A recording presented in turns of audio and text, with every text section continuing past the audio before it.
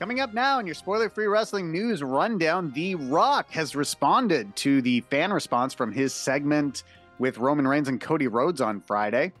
A federal investigation into allegations of sex trafficking and sex abuse against Vince McMahon is taking place. We've got news on how much time in prison he could face. And then we've got a much more uplifting story on Chelsea Green. All that and more coming up now.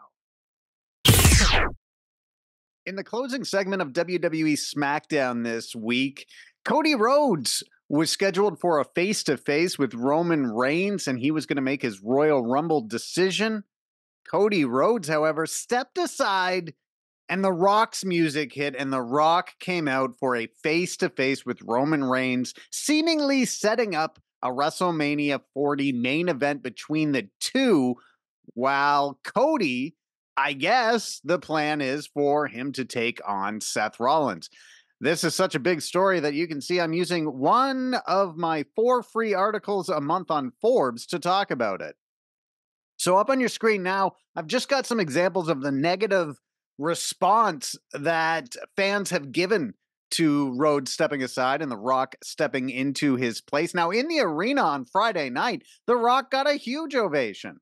The Rock was very popular. However, at a WWE house show over the weekend, when clips of this segment were shown on the big screen, the fans booed. They gave a strong negative reaction in the building. We'll see if that same reaction that we saw in the house show occurs on Raw on Monday, or at the scheduled press conference on Thursday, or on SmackDown on Friday. So I've just got a few examples of some of the negative responses that we've seen in the media. So this is on Forbes. Now, they used a Google Chrome plugin that allows you to see how many dislikes a YouTube video has. And the Rock's comeback video from SmackDown has 300,000 dislikes. And that was 80% of the people that clicked either like or dislike voted on dislike.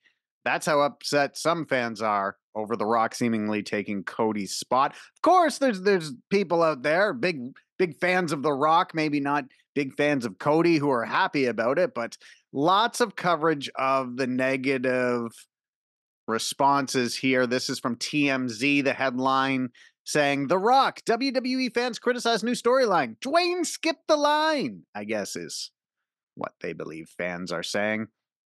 And this is from USA Today. This was in USA Today, talking about fans unhappy with The Rock coming in at WrestleMania. So The Rock actually took to social media on Sunday, and up on your screen now is the statement that he put on Twitter, along with a clip of the segment from Friday. And The Rock wrote, "There's a word for this explosive, insane reaction, undeniable. No matter the era, the decade, or the city, the energy and connection between the people's champ and the people can never be broken, and is truly an electrifying experience that creates chills every single time. Thank you, Birmingham, Alabama. We made magical history in the Magic Citigram." Like a very similar statement. He said, "Feel the mana. So effing blown away by this insane energy." So pretty much the same thing about having an unbreakable reaction with, an unbreakable bond with the fans. However, it was in another post here.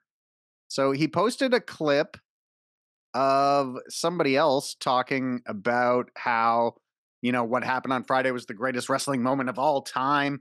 And The Rock wrote, "This is going to be so much fun. Long game, people's champ." So what is he referring to in the long game? At the end of his comments on Instagram, he said, "P.S. Tough skin, love the passion." So I don't know if that was an acknowledgement that he's got tough skin because he sees all these negative comments, and so he's got the thick skin. He's not going to let it bother me. Well, one person who was really bothered by what happened on Friday was former WWE roster member Summer Rae.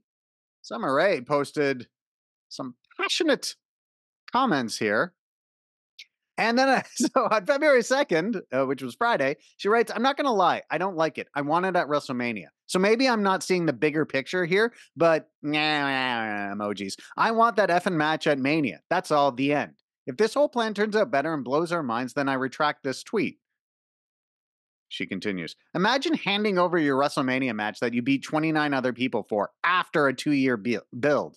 I'm all for twists and turns, but make it make sense. Gosh, I hope we are all wrong. I hope it all makes sense next Friday in a Rock Roman promo. That is, if either of them show up to TV. Ooh, Summer Rae, really giving it to this storyline shit and more.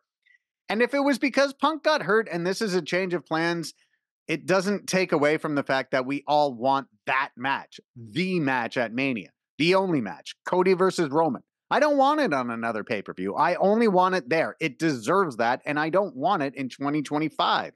She continues, Cody versus Seth is going to bring the house down.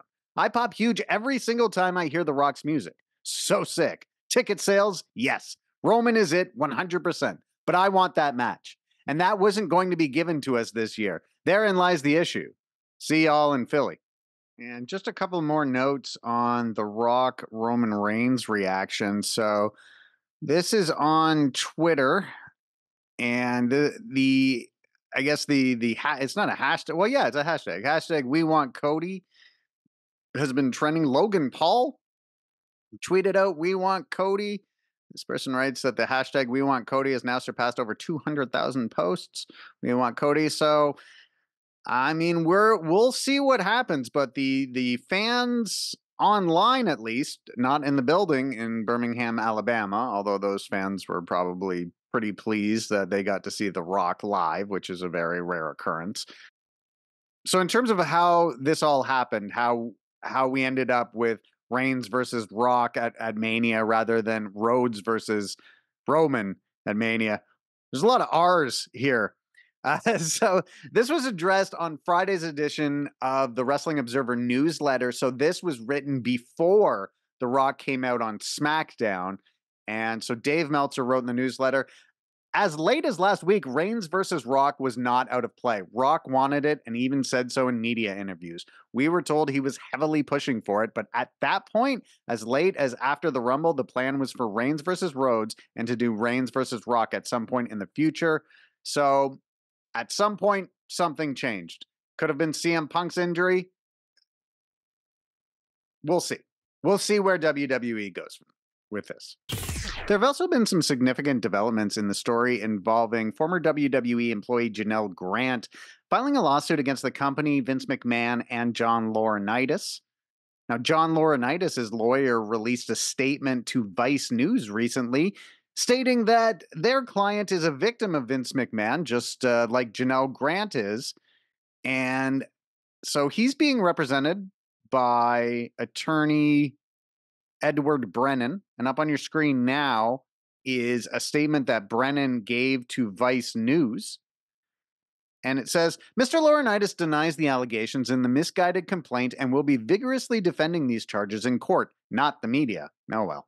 Like the plaintiff, Mr. Laurinaitis is a victim in this case, not a predator. The truth will come out. So Vice News then asked a follow-up question seeking to clarify that he was indeed saying that McMahon was the predator and that Laurinaitis, like Grant, was a victim. Brennan responded, writing, read the allegations, read the federal statute. Power, control, employment, supervisory capacity,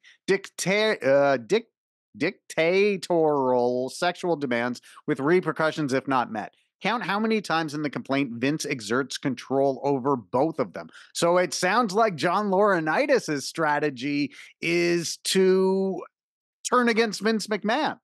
How is that going to work out for Vince McMahon? Because Vince McMahon, we now know, thanks to an article that came out in the Wall Street Journal this week, McMahon is being investigated by federal authorities for sexual assault and sex trafficking allegations.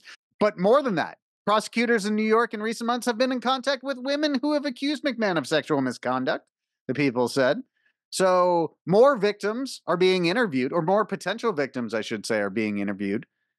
And they potentially have a very big witness in John Laurinaitis, who certainly wants to defend himself from similar accusations. So if if Vince McMahon is charged with and later convicted of sex trafficking crimes in Connecticut, he's going to jail. Up on your screen now is this is just a law firm has put what are the sentencing for sex trafficking in Connecticut was my Google search. And they write here, trafficking in persons is a Class A felony. Class A felonies carry a minimum prison sentence of 10 years and maximum of 25 years. In addition, the fine that can be imposed is up to $25,000. Ooh, that's really going to hurt him. So the issue here is the sex trafficking. Obviously, if he is sending a woman to have a sexual encounter with someone, and both of those people are under his employ, and also if he's using a sexual encounter with a WWE employee as a bargaining chip in contract negotiations, which is the allegation that he did that with Brock Lesnar, Vince McMahon could be going to jail. Well, since the two main stories this week are about awful things, I thought it would be cool to mention something really fun that happened on the internet involving Chelsea Green. Of course, Chelsea Green, me and Jeff talk about this all the time. She is so willing to make herself look like an idiot on screen and have so much fun on WWE programming that she's earned a lot of fans, but it turns out she's earned quite a lot of fans backstage as well. So up on your screen now, the website Wrestling News just put out a little tweet that said, describe Chelsea Green with 2 words.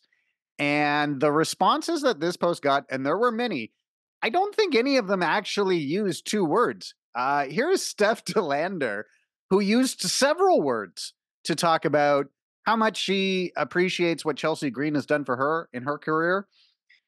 DeLander wrote, Chelsea Green was one of the first people, well, Indy Hartwell on my behalf, I called when I got released from WWE. She gave me the name of her managers and her lawyers, and without her help and guidance, I would not be living in the USA today. I had 29 days before I was getting deported back to Australia, and without Chelsea, there would be no SDL. No, I don't know.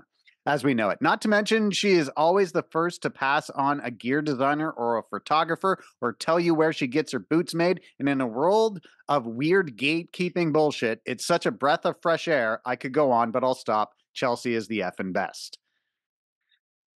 And here's some more responses. So Rosemary wrote, one of our very favorite humans in this entire mortal realm and an unequaled natural entertainer. Chelsea Green described herself as perfect, which is 2 syllables. This is from Jordan Grace, who, of course, was in the Royal Rumble last weekend. Grace wrote, this isn't 2 words, but I expected Chelsea to be a complete bitch based solely on how beautiful she was when I first met her years ago. She looked like a mean girl to me. She is one of the sweetest and most welcoming one of the sweetest and most welcoming person I've ever met. Beauty inside, beauty outside. Gia Miller says, she sent me 35 pounds of clothes overnight when our apartment burned down. The absolute best and truest girl's girl in every locker room she's in. What else we got here? Jesse McKay. Over the past 3-4 years, we have grown very close, and I consider Chelsea Green one of my best friends today. I know I could call her at any time, and she would be there in a heartbeat. She's extremely giving and takes care of everyone around her, and soon we will be neighbors. 2 words isn't enough, writes Deanna Perazzo. This is Amanda Huber. She writes, the replies, quotes, have all reiterated what a genuine, kind, and wonderful soul Chelsea is. She is absolutely beautiful in person, so you'd expect her to be a trash human. But instead, you find someone equally beautiful on the inside. We love Chelsea Green with the, I don't know what that emoji is, but kind words from her to Chelsea Green. And Green, obviously, she was taken aback maybe a little bit by all the love she received online recently, and this is just a photo of her spooning with a very large dog. And she writes, the internet is a wild place, but today felt really, really good. Here's a photo of something else that's really, really good. All right, and tonight is NXT Vengeance Day from the F&M Bank Arena in Clarksville, Tennessee. And we got just over 3,600 tickets sold to this show. So it should be a pretty nice crowd. Pretty nice crowd for, for an NXT show. Certainly beats what they do at the Performance Center. But here is the lineup. We've got a no disqualification match between Dijak and Joe Gacy. We've got a 6-person mixed tag match as the family, Tony D'Angelo, Channing Stax Lorenzo, and Adriana Rizzo versus Out the Mud, Lucian Price, Bronco Nima, and Jada Parker. And they'll have scripts in their corner. We have the finals of the Dusty Rhodes Tag Team Classic where Baron Corbin and Braun Breaker will take on Carmelo Hayes and Trick Williams. So Trick Williams going to try and do double duty tonight. We'll see how well that goes. For the NXT Women's Championship, we've got Lyra Valkyria defending against Roxanne Perez. For the NXT North American Championship, we've got Oba Femi defending against Dragon Lee. And for the NXT Championship, Ilya Dragunov defends tonight against Trick Williams. And that'll do it for this video, everyone. Don't forget to hit the subscribe button, the notifications bell, and the like clicky thing. And we'll see you again next video.